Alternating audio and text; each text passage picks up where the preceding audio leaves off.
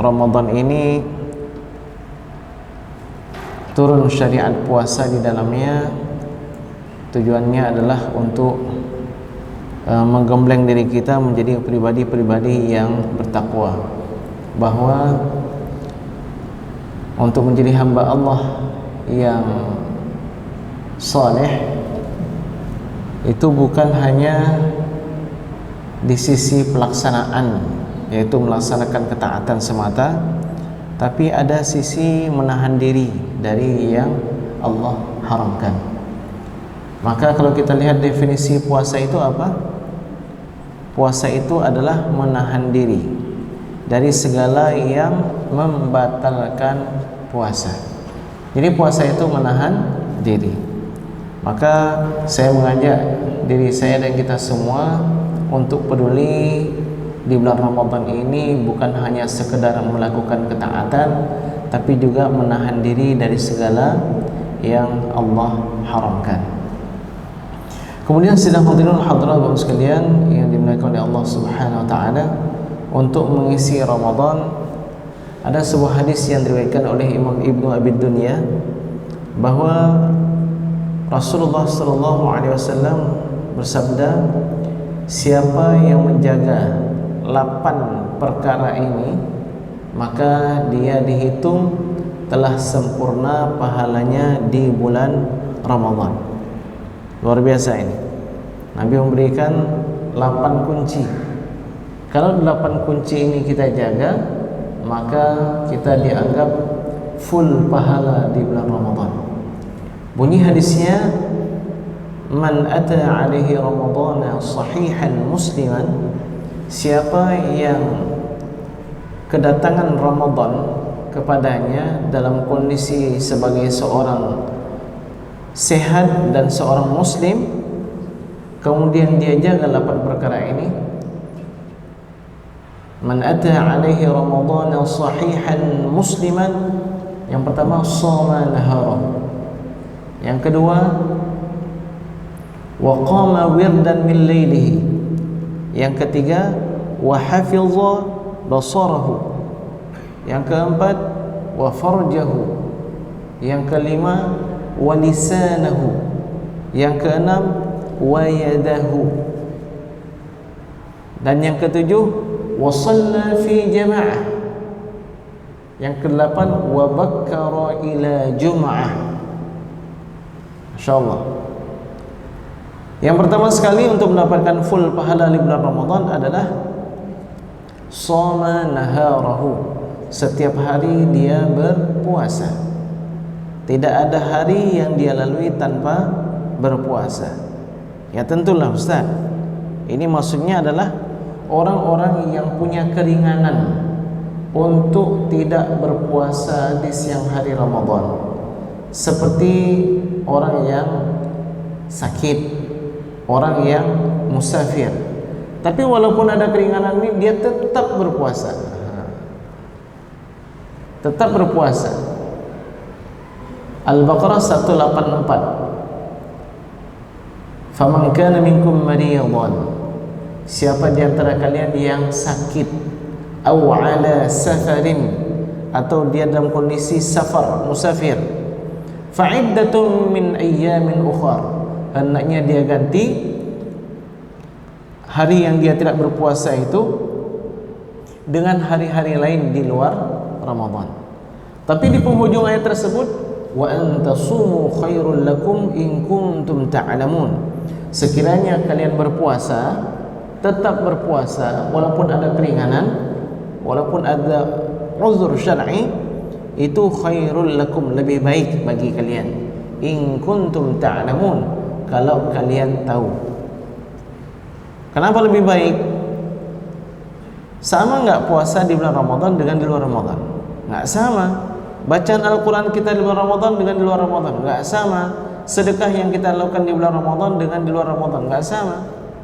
Maka begitu juga dengan puasanya. Puasa yang kita lakukan di bulan Ramadan dilipat gandakan oleh Allah Subhanahu wa taala, tidak seperti di luar Ramadan.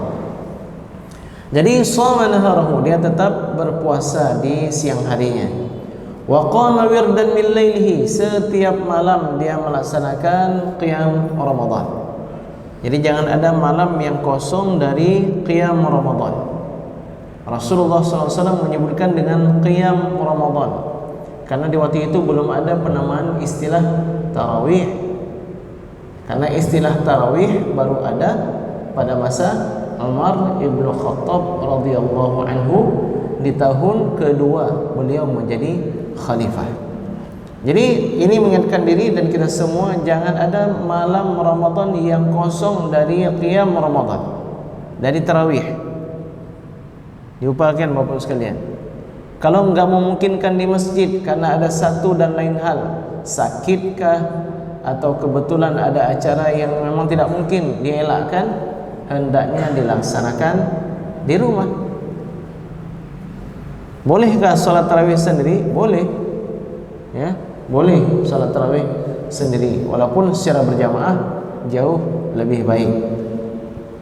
Kemudian syarat yang ketiga untuk full pahala, pandai menjaga pandangan mata. Ini mata ini harus pandai dijaga, baik di luar Ramadan maupun di bulan Ramadan. Bila tiba Ramadan, karena Ramadan itu atau puasa itu menahan diri dari segala yang membatalkan puasa, begitu juga yang membatalkan pahala puasa, maka di bulan Ramadan harus lebih lagi.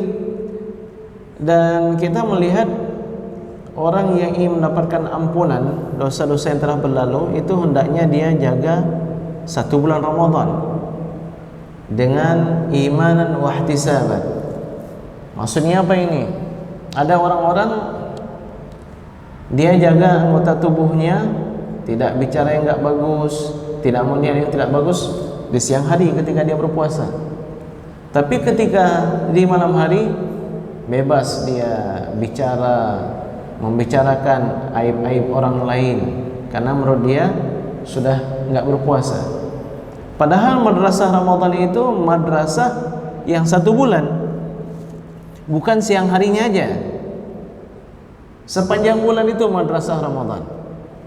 Jadi apa gunanya siang hari kita dididik untuk menahan diri dari yang Allah haramkan, di malamnya kita hancurkan lagi pertahanan diri, keimanan kita itu kita hancurkan lagi. Ini madrasah Ramadan 30 hari atau 29 hari kita jaga dengan sebaik-baiknya supaya betul-betul terbentuk pribadi yang sudah ditempah, sudah dibina dengan melaksanakan ketaatan, menghindarkan diri dari kemaksiatan. Ini pribadi yang seperti inilah keluar dari Ramadan menjadi pribadi yang bertakwa. Jadi yang ketiga ini apa? Menjaga pandangannya. Yang keempat menjaga kemaluannya. Yang kelima menjaga tangannya. Yang keenam menjaga lisannya. Sudah 6 ini. Yang ketujuh, dia upayakan salat 5 waktu dia laksanakan secara berjamaah. Enggak ada satu salat pun di bulan Ramadan yang salat fardu itu dia laksanakan tanpa berjamaah. Ya. Berarti kalau Ramadan itu 30 hari, ada 150 salat yang harus dia laksanakan berjamaah. Kalau 29 hari berarti 145 salat. Itu enggak ada kosong tanpa berjamaah, selalu berjamaah. Dan yang kedelapan, wa bakkara ila jumu'ah. Bila tiba hari Jumat, cepat dia hadir. Dia hadiri Jumat tersebut. Minimal paling telat itu datangnya sebelum khatib naik ke atas mimbar, itu paling telat itu. Kalau khatib udah naik ke atas mimbar itu dianggap udah telat. Benar, Jumat itu didapatkan walaupun hanya dengan 1 rakaat membersamai imam. Kita jumpai imam sedang rakaat kedua di salat Jumat. Itu kita dapat Jumat. Imamnya salam, assalamualaikum warahmatullah, assalamualaikum warahmatullah. kita tinggal berdiri untuk rakaat kedua. Lalu selesai rakaat kedua, sudah salam. Dapat Jumat? Dapat. Bagaimana itu dengan khutbah Jumatnya? Ya, khutbah Jumatnya tidak dihitung. Ya, Jumatnya sah dengan syarat yang mendengarkan khutbah itu lebih dari 40 orang ahli Jumat. Kalau seandainya sholat Jumatnya 40 orang, yang ke-40 itu kita datangnya ketika sholat. Waktu khutbah Jumat hanya 39 orang, nah itu bermasalah, Jumatnya nggak sah. Ya, baik.